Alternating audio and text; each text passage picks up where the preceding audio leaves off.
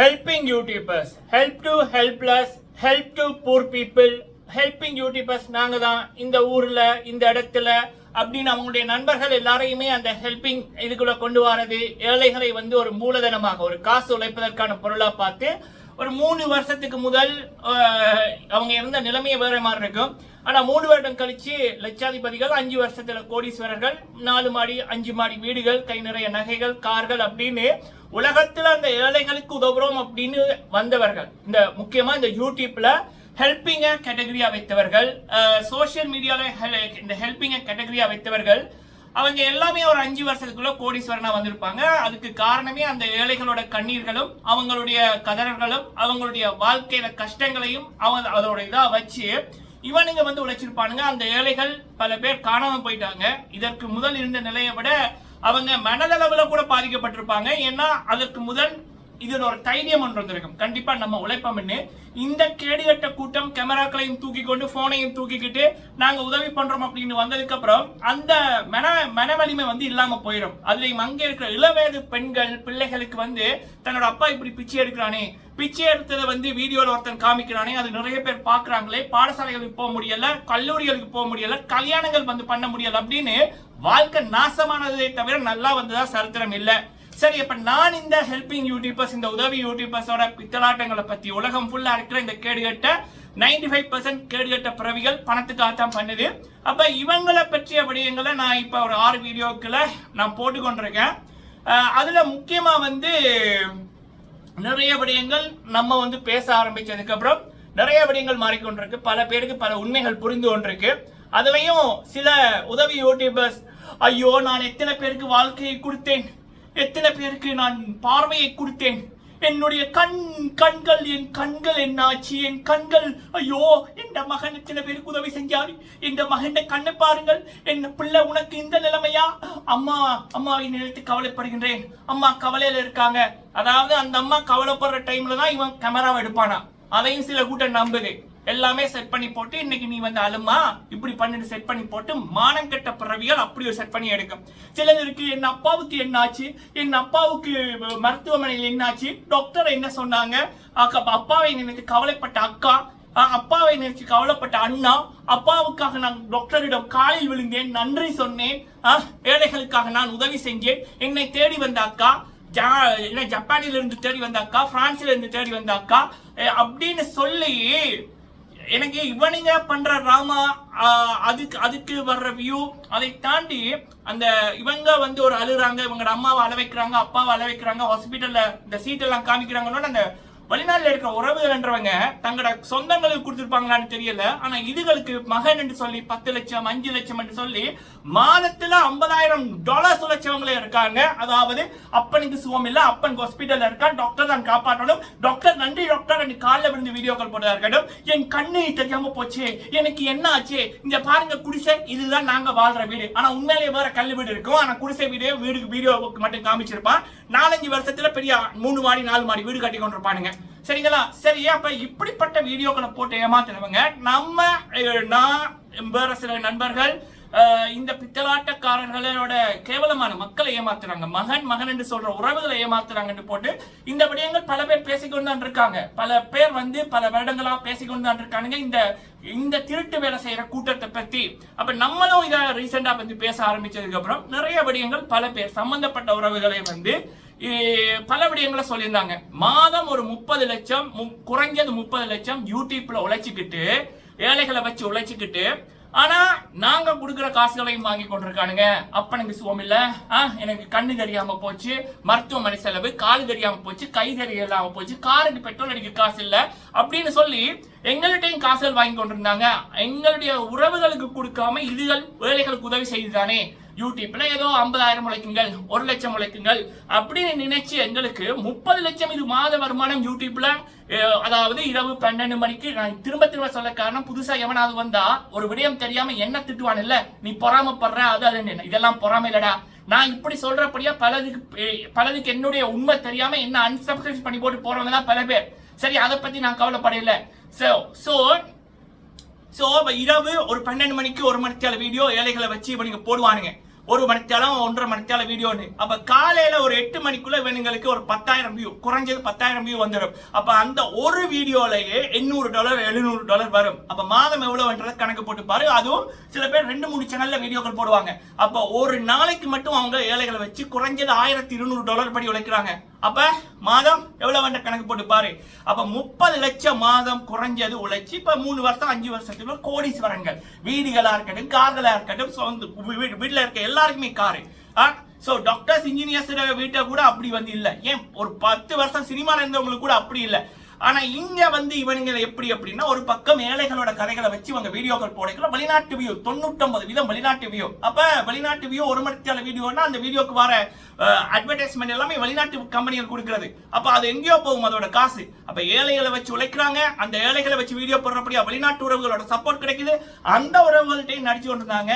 எங்களுக்கு காசு பிரச்சனை, அந்த பிரச்சனை, அப்பன் ஹாஸ்பிட்டல் இருக்கான், அப்பனோட செலவுக்கு காசு இல்ல, எங்களோட கண்ணுக்கு செலவுக்கு காசு இல்ல, நாங்க குடிசை வீட்டுல இருக்கோம், பாருங்கள் மக்கள் எங்களோட வீடை நாங்கள் இப்படி இருந்தாலும் ஏழைகளுக்கு உதவி செய்யறோம், தண்ணி பிரச்சனை, அந்த பிரச்சனை, இந்த பிரச்சனை சொல்லி மாதம் 30 குறைஞ்சது 30 லட்சம் யூடியூப் வருமானம் உழைச்சிக்கிட்டோம். அதை தாண்டி 30 லட்சத்துக்கு மேல இந்த ஏழைகள் இருப்பாங்கல்ல, பணக்காரங்க, வெளிநாட்டுல இருக்கிறவங்க, இவங்க போடுற வீடியோக்களுக்கு காசு அனுப்புறவங்க, ஏழைகளுக்கு கொடுங்க அப்படின்னு, அந்த ஏழைகளுக்கு கொடுங்க அப்படின்னு சொல்றதுகளும் இதுகளை ஏழைகள் நினைச்சு இதுகளை பாவியல் கஷ்டப்படுறதுகளே, கஷ்டப்பட்டாலும் ஏழைகளுக்கு உதவி செய்யுதுன்னு போட்டு யூடியூப் வருமானம் 30 லட்சம் லட்சம் ஒரு பக்கம் வந்தாலும் அது பாவம் பார்த்து இதுகளுக்கு தனிப்பட்ட ரீதியில கொடுக்கறது 40-50 லட்சம் போகும். சரியா? அப்ப அப்படிப்பட்ட சனத்துக்கு இப்ப விளங்கி இருக்கு, வெளிநாட்டுல இருக்க கூட்டத்துக்கு நம்ம ஏமாத்தப்பட்டிருக்கோம். 30-35 லட்சம் குறைஞ்சது வருமானம் யூடியூப்ல மட்டும் உழைச்சிக்கிட்டு எங்கள்கிட்டயும் வாங்கியிருக்கானுங்களே, இவங்க எப்படிப்பட்டவங்க அப்படின்னு போட்டு அவங்கள தாங்களே கண்ணாடியில பார்த்து துப்பிக்கிறாங்க. இவ்வளவு தூரம் முட்டாளா இருந்துக்கிறியே. 70 வருஷம் பூமியில இருந்தும் 65 வருஷம் பூமியில இருந்தும் ஒருத்தன் வந்து ஒரு பாசத்தை காமிச்சு அம்மா அம்மா என்று சொல்லி ஏமாத்திருக்கானே. என்னோட சொந்தங்களுக்கு கூட கொடுக்கலையே, அந்த சொந்தங்களுக்கு கூட மகளுக்கு கூட வரதட்சணை கொடுக்க காசு இல்லாம கஷ்டப்படுது. இந்த பாவிகளோட சில ஏமாத்துக்காரர்களுக்கு கொடுத்துட்டோமேன்னு பல பேர் வைக்கப்படுறாங்க. சில பேர் இப்பயே போட்டு உடைக்கிறாங்க.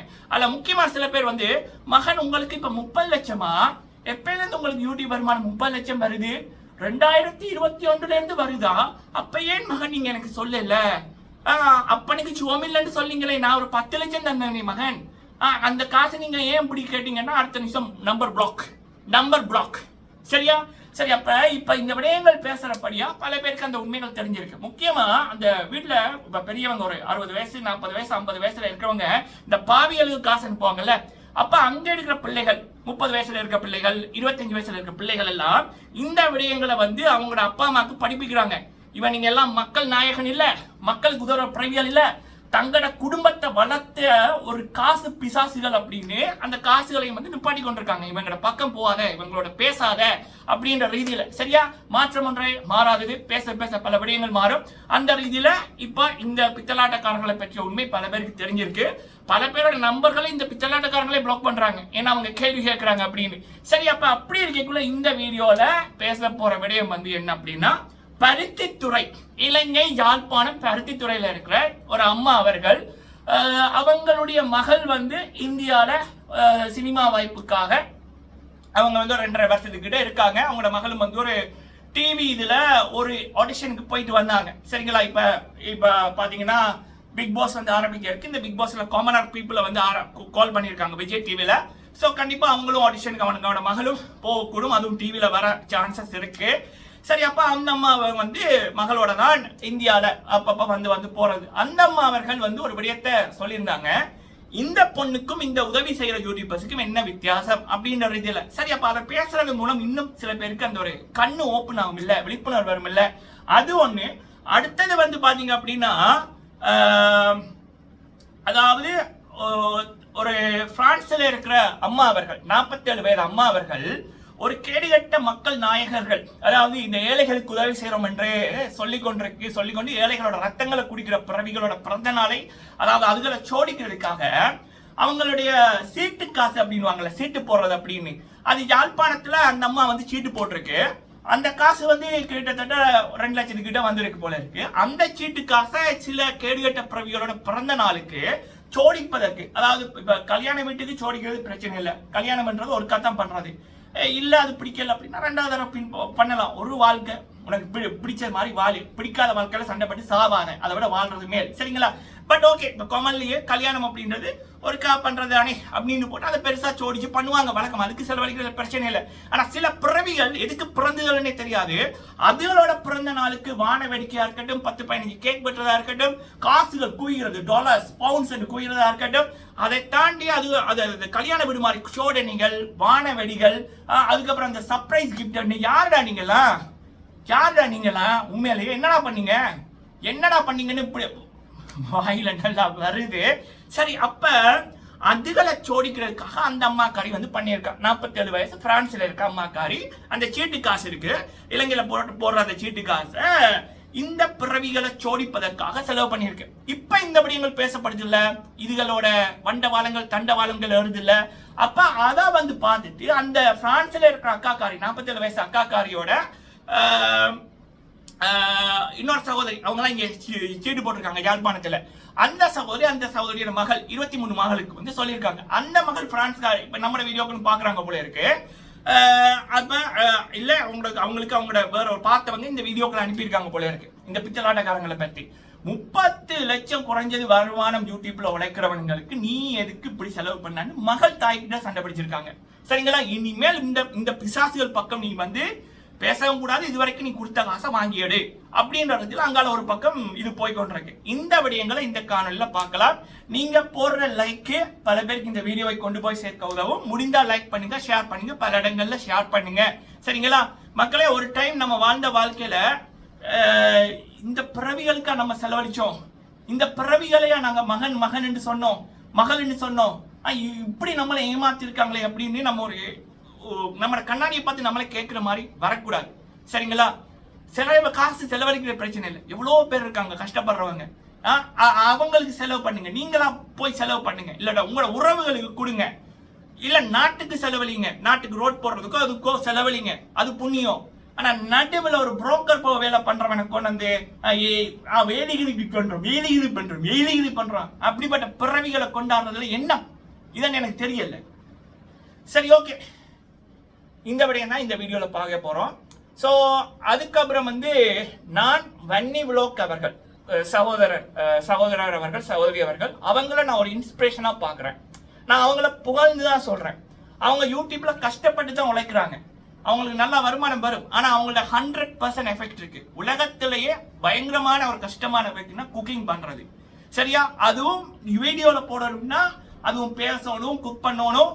அது ஒரு நாளைக்கு 3 வீடியோ கிட்ட போட்டுட்டு ஒன் போடுறாங்க நினைக்கிறோம். அது மட்டும் இல்லாம தோட்டம் இருக்கு, பிள்ளைகள் இருக்கு. அப்ப அவங்க 100% அவங்களோட ஹார்ட் ஒர்க்கை கொடுக்குறாங்க. அவங்களை நான் பாராட்டித்தான் நான் சொல்லியிருக்கேன். சரிங்களா? சிலது வரும், நீங்க இவங்கள சொல்றீங்களா அவங்கள சொல்றீங்க, அது காது, அது நான் பேசுற தமிழ் அது எனக்கு புரியுதான்னு எனக்கு தெரியல, இல்ல இது ஏதாவது பிரச்சனையான்னு தெரியல.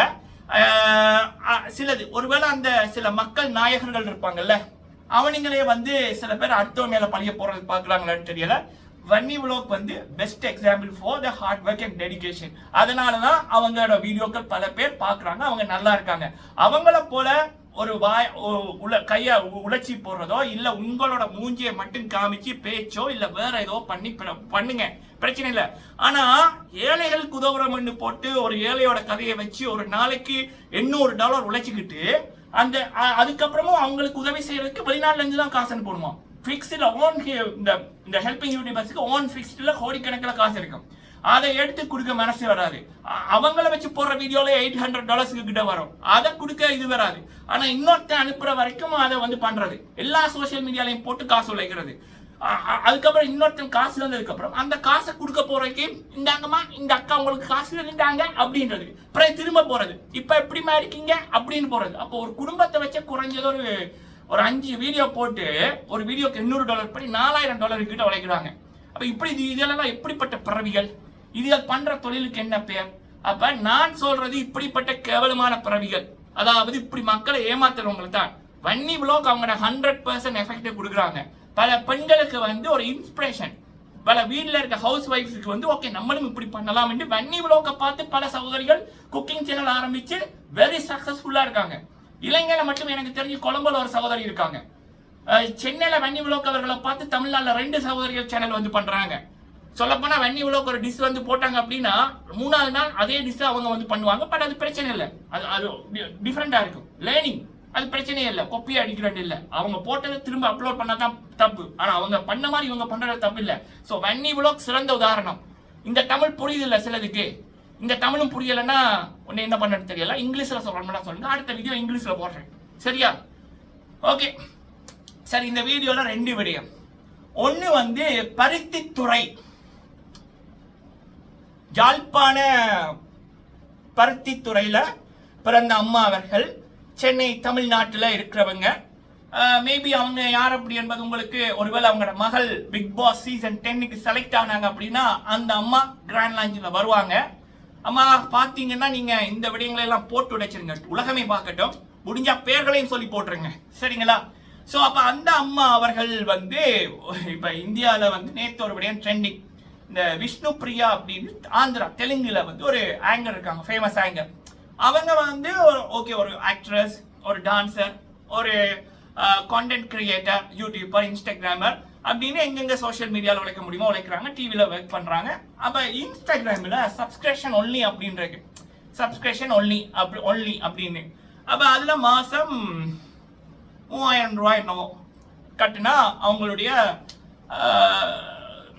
கான்டென்ட்ஸை வந்து பார்க்கலாம். அப்போ அதில் அந்த சில விடயம் பண்ணிக்கலாம். அவங்க போட்ட ஆடைகள் பிரச்சனை அப்படின்னு சொல்லி சில கூட்டம் கதறி கொண்டிருக்கு. சரியா? அதாவது அந்த பொண்ணு டான்ஸ் ஆடுது, ஏதோ பண்ணுது, தனக்கு தெரிஞ்ச கிரியேட்டிவிட்டியை பண்ணுது. அந்த பொண்ணோட முகம், அந்த பொண்ணோட இதுதான். வேற ஒரு ஏழையை கொண்டு வரல, கஷ்டப்பட்டவனை கொண்டு வரல, அவனை வச்சு உழைக்கல. ஆனா அதுக்கு சிலர்கள் வந்து கதறி கொண்டிருக்கு. சரிங்களா? இதை தாண்டி வெளிநாட்டுல எவ்வளவு கிடக்கு. சரியா? சரி, ஓகே. அப்ப இப்ப இந்த விடயத்தை ஒரு ட்ரெண்டிங்கா வந்து போய் கொண்டு வந்தது இந்தியா ஃபுல்லாவே, அது ட்ரெண்டிங். அப்ப அதை பார்த்துட்டு நம்ம பருத்தித்துறை அம்மா அவர்கள் ஒரு விடயம் போட்டாங்க. இதே தப்புன்னு சொல்றாங்களே, இதை விட கேவலம் என்னன்னா அவங்க சில இதோட பேரை போட்டிருந்தாங்க.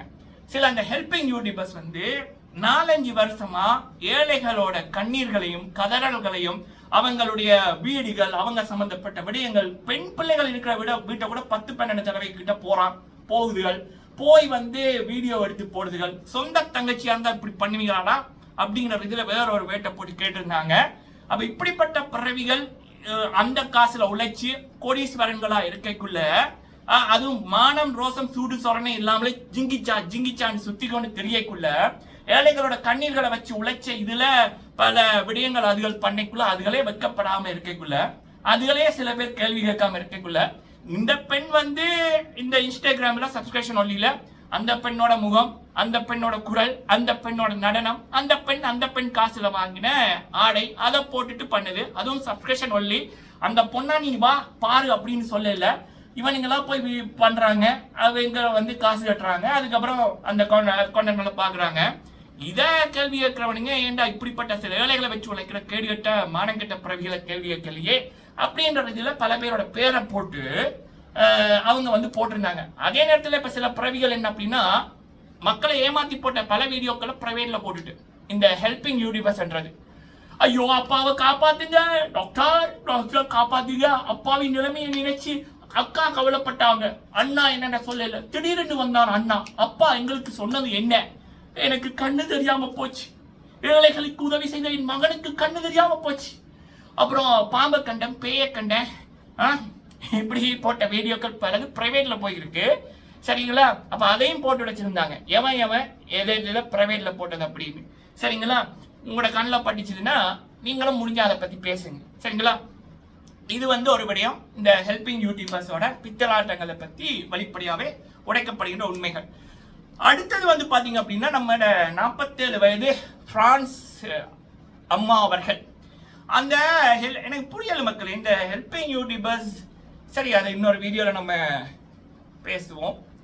சரி, இந்த இதழோட பல தலைவர்கள், பல ஒரு 10-12 படம் நடிச்ச நடிகர்களோட பிறந்த நாளுக்கு கூட இவங்க லாஸ்லியா மரியனேசன் அவர்கள், கில்மிசா அவர்கள், கில்மிசா வந்து அந்த இலங்கை நாட்டுக்கு எவ்வளவு பெருமை சேர்த்த பிள்ளை, ஜனனி குணசீலன் அவர்கள், இவங்கெல்லாம் சொந்த காசுல உழைக்கிறாங்க. என்ன கில்மிசான்றவங்க நாட்டுக்கு பெருமை சேர்த்த பிள்ளை. அந்த பிள்ளையோட பிறந்த நாளே பல பேருக்கு தெரியாது எப்ப இருக்கு. அப்படி பிறந்த நாள் வந்தாலும் ஜஸ்ட் அந்த பிள்ளையோட காசுல, அந்த பிள்ளை இப்போ உழைக்குது, அந்த பிள்ளையோட காசுல கொண்டாடுது. ஆனா சில பிறவிகள் எதுக்கு இந்த உலகத்துல இருக்குன்னே தெரியாது. ஏழைகளை வச்சு வீடியோ எடுத்து ஒருத்தன் உழைக்கிறான் தின்றான்னா அவன் எப்படிப்பட்ட பிறவி அப்படின்றத நினைச்சு பாருங்க. அதுவும் 30 லட்சம் மாதம் உழைச்சிக்கிட்டு இன்னொரு ஒரு நாடகம் பார்த்து அப்பாவுக்கு சோம் இல்ல மகன் அப்பா சோம் இல்லையா இந்தாங்க 10 லட்சம் அப்பா நன்றிமா அப்படியே ஏமாத்துகிறேன். அது எப்படிப்பட்ட பிறவிகள், எப்படிப்பட்ட கேடு கட்ட பிறவிகள். சரி அப்ப ஓகே. அப்ப அப்படிப்பட்டதுகளுக்கு வந்து இந்த சீட்டு காசு, அந்த சீட்டு காசு கிட்டத்தட்ட 2,20,750 ஏதோ ஒரு காசு. அந்த காசு ஒரு பிறவியோட பிறந்த நாளுக்கு இந்த மாதிரி டெக்கரேஷனுக்கு சர்ப்ரைஸ் இது அப்படின்ற இதுல செலவழிச்சிருக்கு. அது மட்டும் இல்லாம அங்க இருக்கிறவங்களுக்கு உணவுக்கும் இந்த மாதிரி தான் செலவழிச்சிருக்கு. அது ஏன்னு புரியல. ஏன் இப்படி செலவழிக்குதுகள்? இது இந்த பிறவியல், அது இந்த பிறவியல் மட்டுமில்ல அந்த பிறவிகளோட இருக்கிறதுகளுக்கும் அப்படித்தான். அப்படி சோடிக்கிற அளவுக்கு அந்த பிறவிகள் என்னத்தை பண்ணிச்சுது. எவ்வளவு பேர் வந்து கொண்டாடப்பட வேண்டியவர்கள் இருக்கிற இடமே தெரியாம இருக்காங்க தெரியுமா? அப்ப அவங்களை சோடிக்காம இந்த ஏழைகளோட கண்ணீரை வச்சு தின்றது, வீடுகள் கட்டுறது, நகைகள் போடுறது, வெளிநாட்டுக்கு பறக்கிறதுகள், ஏழைகளோட வீடியோக்களை வச்சு தங்களுடைய சைட் பிசினஸை உருவாக்குறதுகள், இதுல வந்து கொண்டாடுற அளவுக்கு என்னடாப்பா இதுக்கு? எனக்கு சத்தியமா புரியலடாப்பா. BSc computer science. எனக்கு புரியலடாப்பா என்ன நடக்குதுன்னு. So okay. இது அப்ப இந்தபடியே நமக்கே இருக்கக்குள்ள அவ்வளவு ஷாக் ஆகுனா மகளுக்கு தெரிய வந்து அப்படி இருக்கும். அந்த மகள் சண்டை பிடிச்சிருக்காங்க சரிங்களா? அந்த மகள் சண்டை பிடிச்சு அந்த பிறவிகளோட இதற்கு முதல் நீ எவ்வளவு கொடுத்த, இந்த பிறந்த நாள்களுக்கு நீ இப்படி செலவழிக்கிறீங்கன்னா கடந்த ஒரு 3.5 வருஷத்துல நீ எவ்வளவு செலவழிச்சிருப்ப, இவன்களுக்கு கொடுத்த காசை நீ வாங்குற அப்படின்றது அந்த சண்டைகள் போய்கொண்டிருக்கு. அந்த மகளோட சகோதரி அவர்களே போட்டிருந்தாங்க. அவங்க இந்த சில கேடுகட்டதுகளோட பேரை மறைமுகமா போட்டுட்டு மக்கள் நாயகர்கள் அப்படின்னு போட்டுட்டு இவர்களால பல குடும்பங்கள் வந்து இப்ப பிரிவை சந்திச்சிருக்கு. ஒரு பக்கம் நேத்து என்னடான்னா பிரான்ஸ்ல இருக்கிற புருஷனும் பொண்டாட்டியும் இந்த கேடுகட்டதுகள் மணிக்கணக்கா பேசுறபடியா பிரச்சனைகள் அப்படின்னு இருக்கு. அடுத்தது வந்து பாத்தீங்கன்னா இப்ப இந்த வடிவம். இதற்கு முதல் கனடா சகோதரிட்ட ஒரு ஹெல்பிங் மகான் கேட்டிருக்கான், உன் புருஷன் கனடால எவ்வளவுதானே உழைக்கிறான், நான் உள்நாட்டுல எவ்வளவு உழைக்கிறேன், என்னோட வாரியான்னு கேட்டிருக்கான். இந்த தருதலைகள் பிறந்ததே பாரம். இதுகளுக்கு இப்படி ஒரு கொண்டாட்டம். இதுதான் நடக்குது மக்களே. விழிப்புணர்வு வீடியோ முடிஞ்சா ஷேர் பண்ணுங்க. உங்களுக்கு தெரிஞ்சதை சோசியல் மீடியால பாருங்க சரிங்களா? பிச்சை எடுக்கிறான் இதுக்கு. நன்றி.